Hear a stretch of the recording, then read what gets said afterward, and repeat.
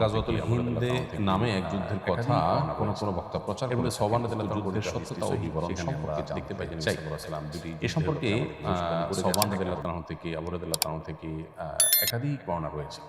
এর মধ্যে সওবান রাদিয়াল্লাহু বর্ণিত হাদিসটি সহিহ। সেখানে আমরা দেখতে পাই যে নবী সাল্লাল্লাহু আলাইহি ওয়াসাল্লাম দুটি যুদ্ধের ব্যাপারে আমাদেরকে ভবিষ্যদ্বাণী করে গেছেন। একটা হলো হিন্দুস্তানে যেটি হবে, আরেকটি হলো ঈসা আলাইহিস সালামের সাথে কিছু লোক লড়বে। তো এই হাদিসটি মোটামুটি গ্রহণযোগ্যতার লেভেলে যায়। এছাড়া আবু রাদিয়াল্লাহু তাআলা থেকে একই হাদিস ৩টি সূত্রে বর্ণিত হয়েছে। সবগুলো সূত্রেই দুর্বলতা আছে, কিন্তু একই বিষয়ে আরও হাদিস থাকার কারণে সে দুর্বলতা কেটে অনেকে এটাকে হাসান লিগাইরিহি বা অন্য কারণে এটি গ্রহণযোগ্যতার লেভেল পর্যন্ত পৌঁছেছে বলে বলেন। এর বাইরে আবু রাদিয়াল্লাহু তাআলা থেকে আরও একটি তো তিনটি সূত্রে বর্ণিত আছে, আর আরেকটি হাদিসে তার কাছ থেকে বর্ণিত হয়েছে যেখানে বিজয়ের ভবিষ্যদ্বাণী রয়েছে এবং সেই যুদ্ধ হবে, যুদ্ধে মুসলমানরা বিজয়ী হবেন এবং শেষ জামানায় এটি অনুষ্ঠিত হবে, এরকম কথাও রয়েছে। তবে সেটা সনদে কিছুটা দুর্বল। মোটা দাগে এই হাদিসগুলোকে অ্যানালাইসিস করার পর ওলামায়ে কেরাম অনেকেই বলেছে যে এটি নবী সাল্লাল্লাহু আলাইহি ওয়াসাল্লামের একটি ভবিষ্যদ্বাণী। এটি হতে পারে যে গত হয়ে গেছে, কারণ ইতিপূর্বে যে যুদ্ধগুলো হয়েছে, বিশেষ করে মোহাম্মদ বিন কাসিমের নেতৃত্বে, তারপর সুলতান মাহমুদ রাহিমাহুল্লাহ তার নেতৃত্বে যে যুদ্ধ হয়েছে, অনেকে বলেছেন সেটাই গজওয়াতুল হিন্দ। এবং এক্ষেত্রে মুফতি শফি সাহেব রহমতুল্লাহ আলাই পাকিস্তানের সাবেক গ্র্যান্ড মুফতি ছিলেন এবং মুফতি তাকি উসমান সাহেবের বাবা রাহিমাহুল্লাহ, তার মতে হিন্দুস্তানের জিহাদকারী যে কোনো বাহিনীর ক্ষেত্রে সুসংবাদ প্রযোজ্য হতে পারে। আবার কেউ কেউ বলেছেন গজওয়াতুল হিন্দ এটা ঈসা আসলামের আগমনের ঠিক আগ মুহূর্তে হবে, কারণ কোনো হাদিসে কিন্তু সেটি বলা হয়েছে। যেমন সওবান রাদিয়াল্লাহু বর্ণিত হাদিসে কিন্তু যেভাবে বলা হয়েছে তাতে বোঝা যায় যে ঈসা আলাইহিসসালামের আগমনের কাছাকাছি। তাছাড়া আবু রাদিয়াল্লাহু তাআলা বর্ণিত শেষ হাদিসটিতেও বোঝা আছে এটি শেষ মুহূর্তে, কিয়ামতের আগ মুহূর্তে হবে, ঈসা আলাইহিস সালামের ঘটনার কাছাকাছি সময়ে। তো হাদিসটি মোটামুটি বিভিন্ন ভাবে বর্ণিত হয়েছে, অতএব এটিকে একেবারে উড়িয়ে দেওয়ার মতো নয়।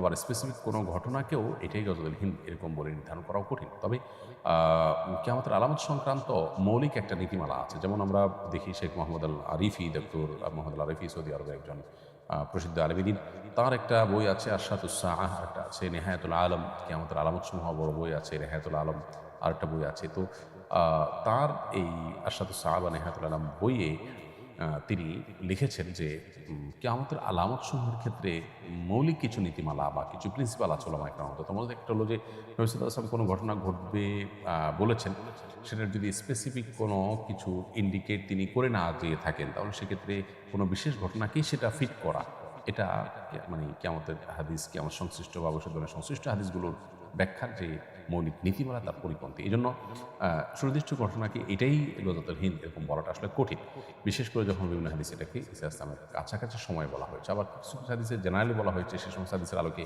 অনেক যুদ্ধ ইতিপূর্বে হয়ে গেছে, সেগুলোও হতে পারে। অর্থাৎ বিষয়টিকে চূড়ান্ত করে বলা কঠিন, তবে হ্যাঁ, মোটা দাগে এটি ঘটার বিষয়ে হাদিসে বর্ণনাকে উড়িয়ে দেওয়ার কোনো সুযোগ নেই। ভারত পাকিস্তান যুদ্ধে আমরা কি করতে পারি? দেখুন, প্রথমত ভারত পাকিস্তানের এই যুদ্ধে একজন মুসলিম হিসেবে সন্দেহাতীতভাবে আমরা মাজলুমদের সাথে থাকব।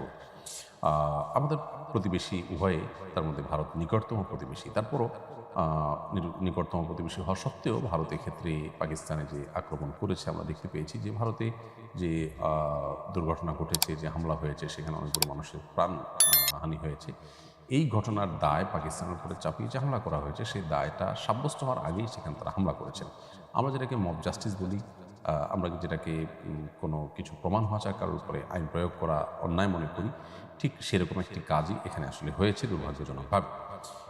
অতএব পাকিস্তানের দোষ প্রমাণ হওয়ার আগেই তাদের উপরে এভাবে হামলে পড়া এবং সেটা আবার শুরুতেই মসজিদ এবং ধর্মীয় প্রতিষ্ঠানগুলোকে টার্গেট করে করে হামলা করা, এটা সন্দেহাতীতভাবে একজন মুসলমান হিসাবে আমরা এর নিন্দা জানাই এবং এটাকে আমরা কোনোভাবে সমর্থন করতে পারি না। সেই সাথে ভারতের কয়েকটা প্রদেশের সামনে প্রাদেশিক নির্বাচন, সেখানে জাতীয়তাবাদী উন্মাদনা তৈরি করে সেখানে কোনো ভোটের মার্কেটে কোনো সুফল তারা পাইতে চাইছে কিনা, ইচ্ছাকৃত এটা করছে কিনা, সেটাও যথেষ্ট চিন্তার সুযোগ আছে।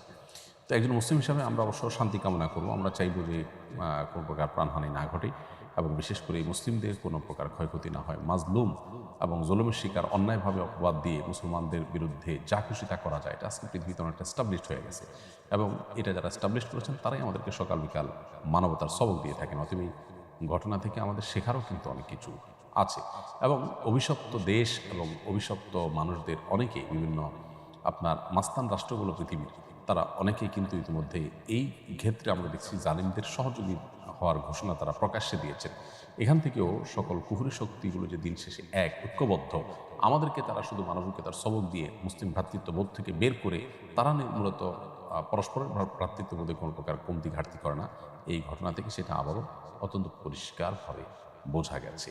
আমাদেরকে আল্লাহ তাআলা শিক্ষা গ্রহণ করার তৌফিক দান করুন। সম্প্রতি মাদারীপুরে একটি বটগাছ কেটে ফেলার ঘটনা নিয়ে সংবাদ মাধ্যম এবং সোশ্যাল মিডিয়ায় ব্যাপক আলোচনা হয়েছে।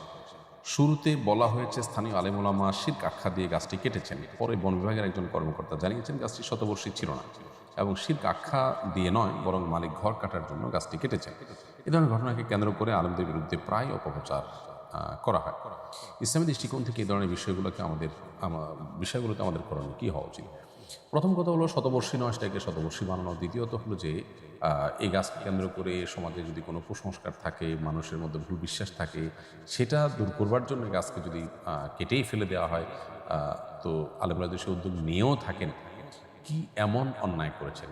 একটা গাছ কেটেছেন, যদি কেটেন, বিষয়টি সেরকম ঘটেনি, আমরা ইতিমধ্যে সে নিশ্চিত হলাম, ধরা যাক এরকম ঘটনা ঘটেছে, এটাকে যেভাবে ফলো করে প্রকাশ করা হলো, প্রচার করা হলো, মানুষ কুসংস্কারে নিমজ্জিত থাকবে, শিরকি লিপ্ত অবস্থা থেকে বাঁচাবার জন্য গাছের মালিককে কনভিন্স করে যদি সেটা কাটার উদ্যোগ নেওয়া হয়, সেখানে তো অন্যায় কিছু নেই। আপনি পরিবেশ রক্ষার নামে একটা গাছ কাটা নিয়ে এত হইচই করছেন, সেখানে ইউরোপিয়ানদের তাদের পরিবেশ বান্ধব ঘর নির্মাণ করার জন্য গাছ কেটে তাদের ওখানে রপ্তানি করছেন এবং আপনার নানাভাবে বৃক্ষ নিধন করে বিভিন্ন কলকারখানা গড়ে তুলছেন। আর এরকম অনেক ঘটনা ঘটছে অহরহ। সেগুলোকে তো এইভাবে ফুলিয়ে পাপিয়ে প্রকাশ করতে দেখা যায় না। আসলে আলেমুল আমা এবং ইসলামকে কাঠগড়ায় দাঁড় করাবার একটা প্রচেষ্টা আমরা মিডিয়াগুলোর অনেকগুলোতে দেখতে পাই, খুবই দুর্ভাগ্যজনক।